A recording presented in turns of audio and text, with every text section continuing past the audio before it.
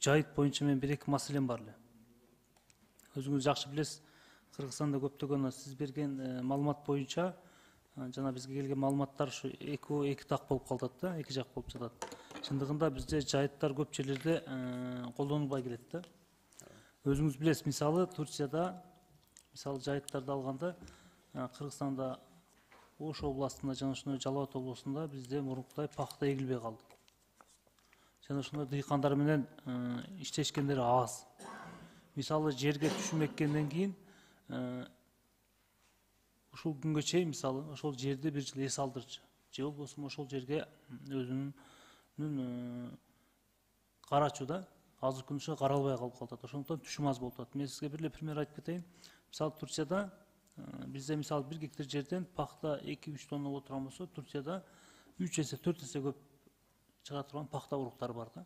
Ошолор боюнча биздин дыйкандарга ошо силер алып келип сунуштап көрдүңүздөрбү? Рахмат, Айбек Жапарович. Биз дыйканчылыктагы үйрөндөр менен биз алака кылбайбыз. Биз жайыт боюнча кылабыз. Өзүңүз айткандай, жайыттарда дагы деградация чоң болуп баратат. Бүгүнкү күндө биз 240.463 гектарды биз аныктадык. Рахмат.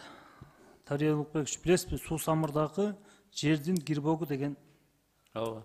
Ошол боюнча ошол жер жайытка киреби, кирбейби? Жана биз слайд-шоуда көрсөткөн суу самырда бүгүнкү күндө 447.000 гектар жер бар. Анын 16.600 деградацияга учураган. Сиз айтканда 6 гана карагандылар чекесинен басып баратат.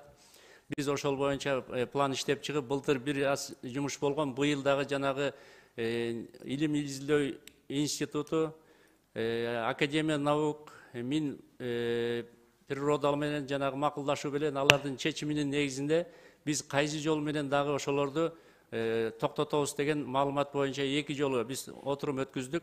Алардын негизи боюнча биз сунуш берилсе, биз ошол боюнча пландагы ишти аткарабыз. Рахмат.